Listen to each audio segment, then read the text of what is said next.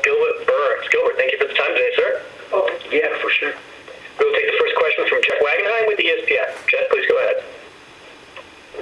I've been asking some of the other fighters, particularly those who are elite grapplers, about the octagon they'll be competing in this weekend. You've got a 25-foot cage instead of a 30-foot cage. That would seem to bring everything a lot closer and give you a little bit of an assist in getting the fight down to the place where you can do your business. What are your thoughts about fighting in a smaller cage? Doesn't change that much, but yeah, I like it. He's the one that we train at Sanford MMA with him and Hoof and all my team. But doesn't change much. I think he'll be better. He's not gonna run so much. We're gonna grapple for sure. Yeah, but doesn't change much. Really? So this one doesn't. So the big cage, small cage is all the same to you?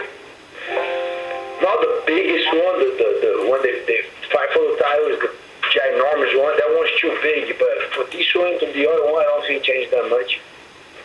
Okay, so you competed in the smaller ones as well before, and just having the close. Some of the fighters have just said that there's a lot more action and more engagement in the smaller octagon. There's less, not so much chasing around or running, but just people, not as much movement. And obviously, once you get your hands on somebody, that works to your advantage, right?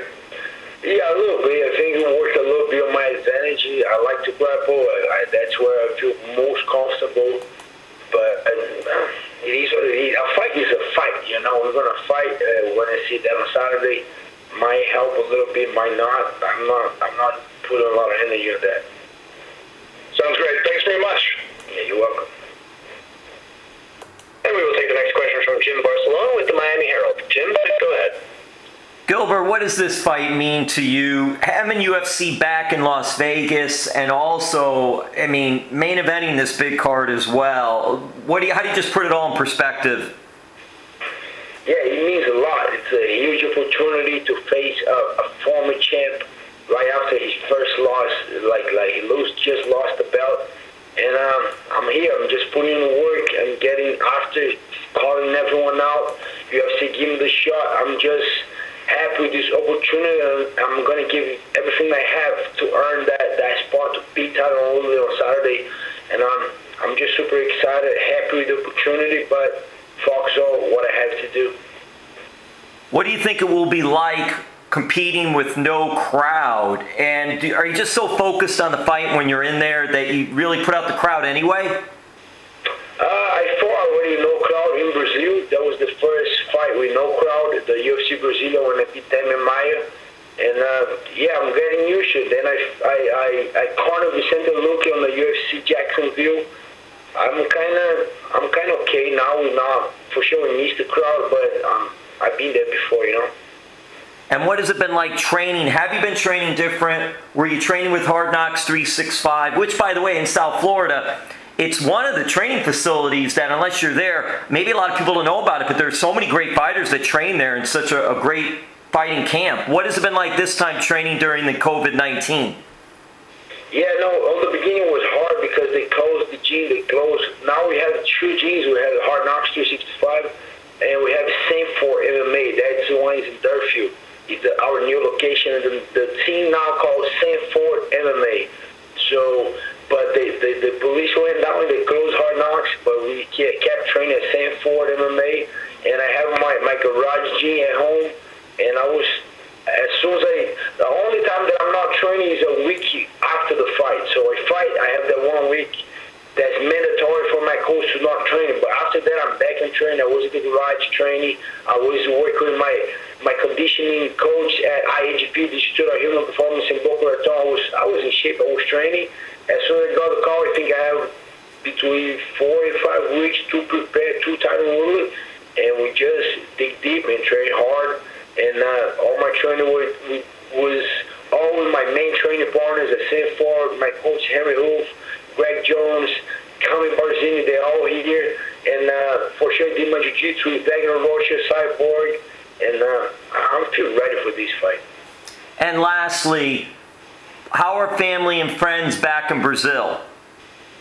Yeah, family is good, thank God. My parents are good. Vicente Luque is just here, just bought a whole lot of vitamins in Brazil is very expensive, so I got vitamin C, D3, B12, like everything to my parents, make sure they taken care of, they good. It's a tough time because we had Auckland, now I'm going to Brazil, we're gonna fight, we're gonna stay there, we're gonna work on taking my parents' visa to come here.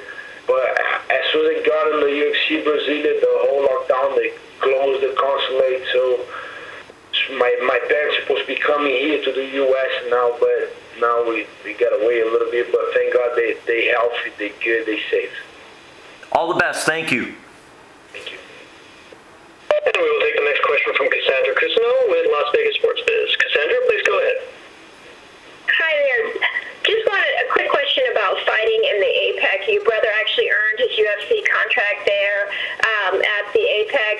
How excited are you to come back and earn a victory this time for the family to go 2-0 there?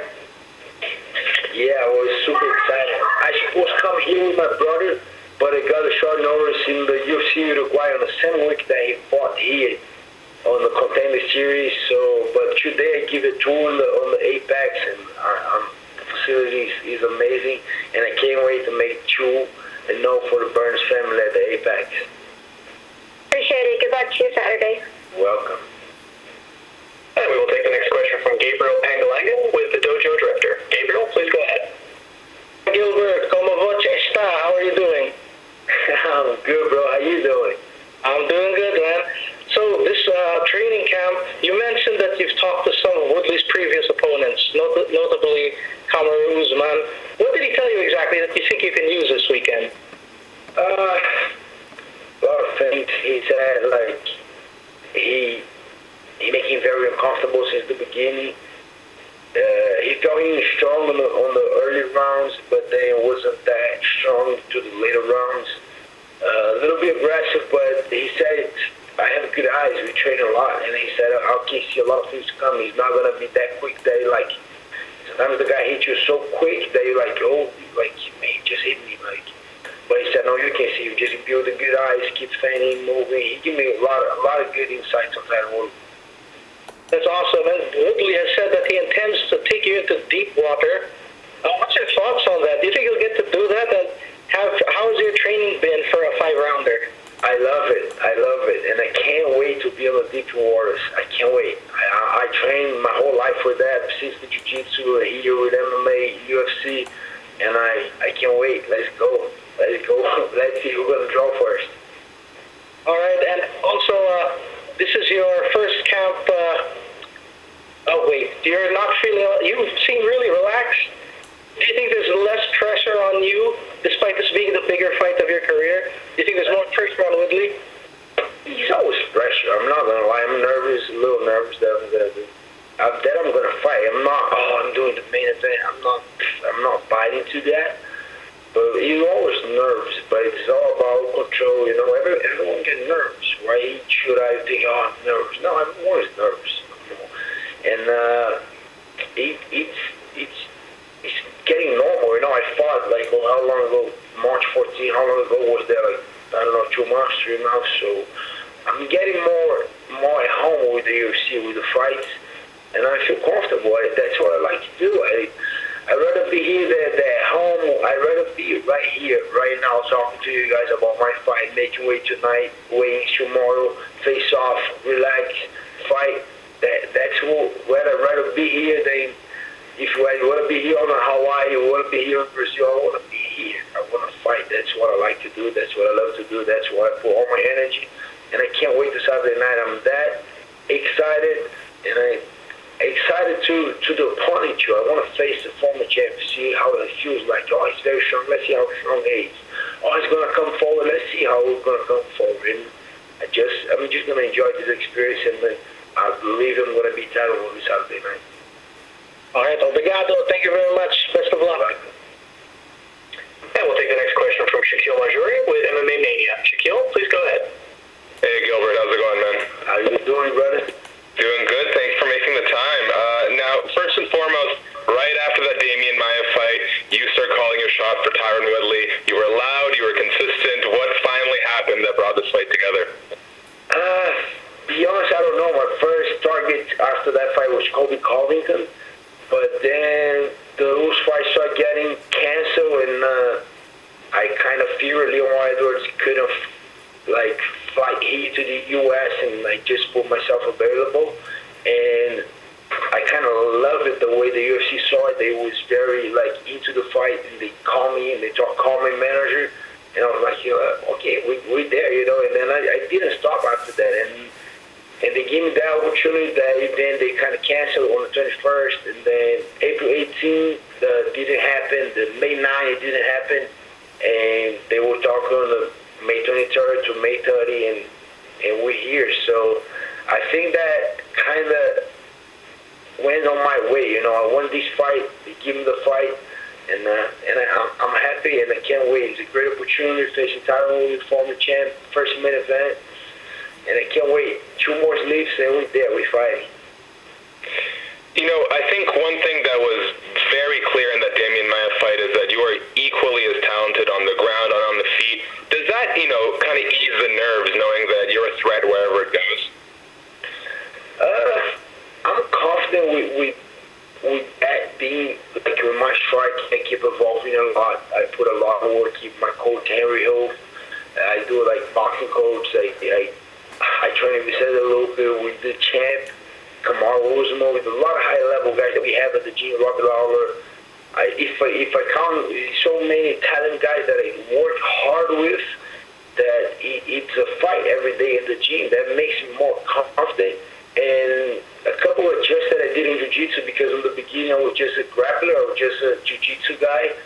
And when I made a transition to MMA, I was just putting all my money on my striking, and I got better.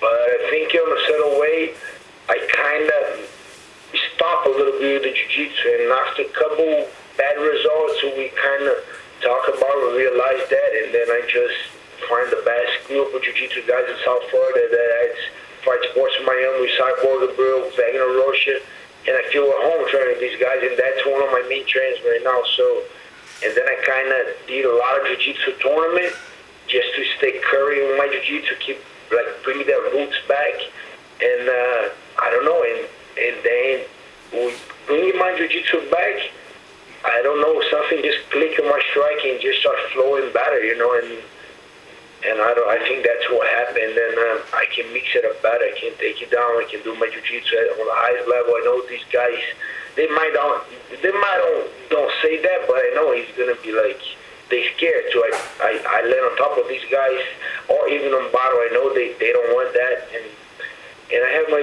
new thoughts right here that have been doing good too. So I'm excited with what I bring to the table right now. You talked about sending some money back home and bringing your parents here. Last time you and I talked, you told me about how your dad is really the one who jump-started your entire combat career, and the readers, were really touched by it. I think it's every kid's dream to be able to take care of your parents. What is that like for you to not be able to give back like that? Yeah, I have a couple of dreams that I made it. My first dream as a professional was to be a jiu-jitsu black belt world champion, like made it. And I have another dreams to bring my, have my kids here, my family here, growing up in the U.S., and I made it there. I have my green card, waiting for my citizenship. And one of my personal dreams, like own a house. I own a house today, but I still missing that, my parents, like they did everything for me and for my 2 brothers. And they're 63 years old right now in Brazil, and we were working so hard to bring them all planned out. When pandemic came in, and it kind of make pause that dream a little bit, but yeah, it's a dream to bring my parents here. And like I said, the 63 is the kind of like the end of life. I want to have the better end of life that I can give today, And I think he'll be the best place with my kids, and with my daughter too, when she comes. And I think I just want to give back to my parents. And last one for me, you said how your wife is to credit in a lot of ways for this move to welterweight. It's been fruitful thus far, over and over Tyron, and you're right in the mix for a title shot. Are you going to get her a nice present for all of this? Yeah, for sure. For sure, she deserves it. She's the number one right now. She says she's my head coach because she made me do that decision. But yeah, I couldn't be here if it was without her. Like all that, moving to U.S. and she taking care of my kids. She taking care of my diet, of my training. I don't know, like I don't asking me, oh, how much was the house? I don't even know how much you pay for. I don't know. She takes care of everything for me. I just need to focus on training when I have a fight.